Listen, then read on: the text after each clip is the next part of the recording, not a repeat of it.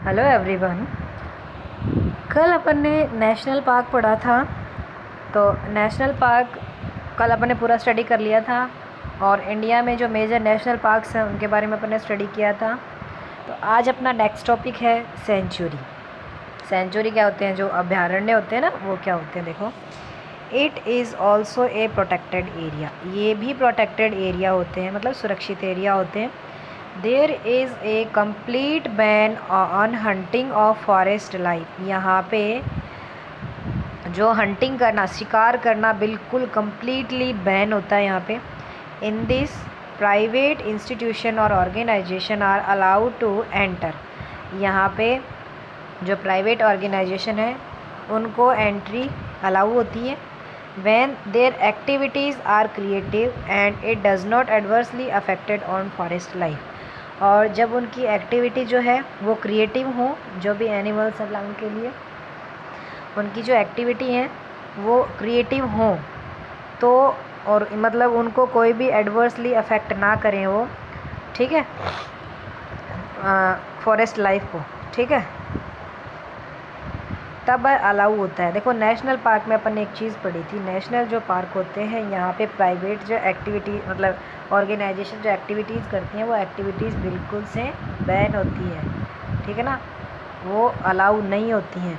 और सेंचुरी के अंदर जो प्राइवेट ऑर्गेनाइजेशन है उनकी एक्टिविटी अगर क्रिएटिविटी है उनमें तो वो अलाउ होती हैं और वो फॉरेस्ट लाइफ को एडवर्सली अफेक्ट ना करें। यही तो पढ़ा था आपने इसमें। देखो ये था ना, national park is a natural area where conservation of wild life forest and environmental is done.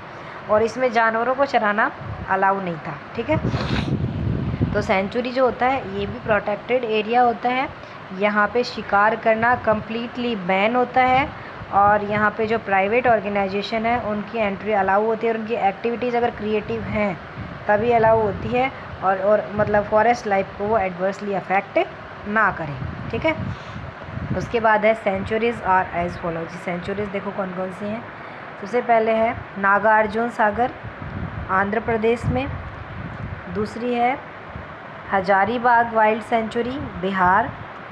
Third है नाल सरोवर वाइल्ड लाइफ सेंचुरी गुजरात। ये क्वेश्चन आया हुआ अभी नाल सरोवर का क्वेश्चन पूछा गया है कि ये कहाँ है। तो नाल सरोवर जो वाइल्ड लाइफ सेंचुरी है वो है गुजरात के अंदर। मनाली वाइल्ड सेंचुरी हिमाचल प्रदेश में। चंद्रप्रभा भी पूछा गया है, चंद्रप्रभा वाइल्ड सेंचुरी यूपी के अंदर है, उत्तर प्रदेश में। और केदारनाथ वाइल्ड सेंचुरी उत्तराखंड के अंदर है। ये आपको नाम याद रखने इम्पॉर्टेंट है। नाल सरोवर गुजरात में, नागार्जुन सागर आंध्र प्रदेश में, हजारीबाग वाइल्ड सेंचुरी बिहार के अंदर, मनाली वाइल्ड सेंचुरी हिमाचल प्रदेश में, चंद्रप्रभा वाइल्ड सेंचुरी उत्तर प्रदेश में और केदारनाथ वाइल्ड सेंचुरी है वो उत्तराखंड के अंदर है, ठीक है। अब राजस्थान में देखो major wild life sanctuary Rajasthan में कौन कौन सी हैं। पहला है सरिस्का, अलवर के अंदर है ये सरिस्का, ठीक है, डियर और गोडावण के लिए है। उसके बाद है सेकंड है दर्रा कोटा के अंदर, ठीक है, ये सेंचुरी है बघेरा। और उसके बाद इसमें बघेरा के लिए है। थर्ड है माउंट आबू सिरोही के अंदर, ये वाइल्ड कॉक के लिए है, जंगली मुर्गा। ताल छापर चूरू ये तो आपने सुना हुआ ही होगा, ब्लैक डियर के लिए है, फेमस है ये। जवार सागर कोटा ये क्रोकोडाइल के लिए है। सीता माता प्रतापगढ़, सीता माता जो सेंचुरी है ये प्रतापगढ़ के अंदर है, ये फ्लाइंग स्क्वेरल के लिए है। ये पूछा गया है क्वेश्चन, फ्लाइंग स्क्वेरल के लिए सीता माता प्रतापगढ़, ठीक है। और ताल छापर चूरू ब्लैक डियर के लिए। और केला देवी करौली के अंदर है, ठीक है। और उसके बाद है नारगढ़ जयपुर, ये लेपर्ड के लिए है और जैकल के लिए, ठीक है।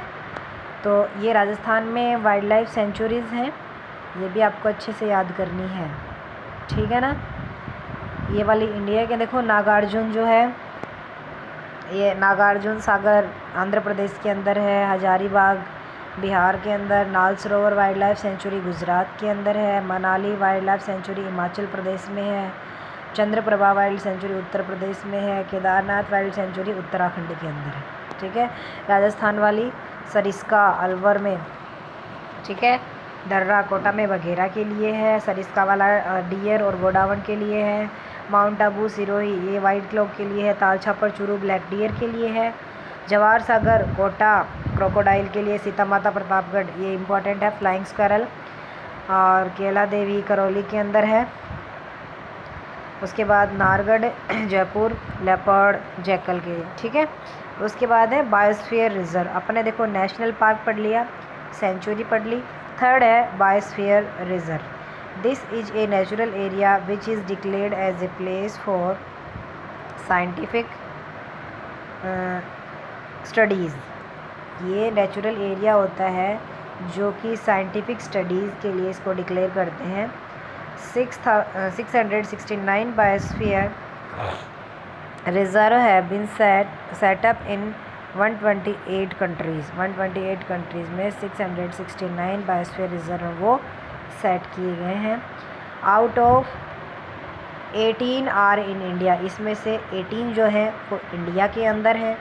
फिर है the first biosphere reserve in India came to existence in Nilgiri. याद रखना 1986 सबसे पहले इंडिया के अंदर जो एग्जिस्टेंस में आया बायोस्फीयर रिजर्व उसका नाम है नीलगिरी। इम्पॉर्टेंट है, सबसे पहले एग्जिस्टेंस में कौन आया? Nilgiri biosphere reserve. तो बायोस्फीयर रिजर्व क्या होते हैं? दीज आर नेचुरल एरिया, ये नेचुरल एरिया होते हैं जिनको जो कि डिक्लेयर्ड एज ए प्लेस, जिनको डिक्लेयर किया जाता है साइंटिफिक स्टडीज़ के लिए। जिन प्लेसेस को डिक्लेयर कर दिया जाता है वो बायोस्फीयर रिजर्व होते हैं। और 669 बायोस्फीयर रिजर्व है वो सेट किए गए हैं 128 कंट्रीज़ में, जिनमें से 18 इंडिया के अंदर है। और पहला जो है वो इंडिया में एग्जिस्टेंस में आया था वो है नीलगिरी। तो देखो इसमें है बायोस्फीयर रिजर्व, पहला है Andaman and Nicobar island biosphere reserve, ये है ग्रेट निकोबार, ठीक है। उसके बाद है सेकंड असम के अंदर है, असम स्टेट में है, कौन सा है? काजीरंगा।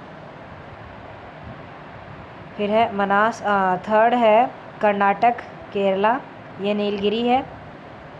फोर्थ है उत्तर प्रदेश में, ये है नंदा देवी। फिफ्थ है वेस्ट बंगाल में सुंदरबन। सिक्स्थ है मध्य प्रदेश में, ये है कान्हा बायोस्फीयर रिजर्व। सेवन्थ है राजस्थान में, ये थार डेजर्ट, ठीक है। ये 7 बायोस्फीयर रिजर्व हैं। पहला अंडमान निकोबार आइलैंड में है स्टेट में ग्रेट निकोबार। दूसरा असम में है काजीरंगा मनास। थर्ड कर्नाटक केरला में है नीलगिरी।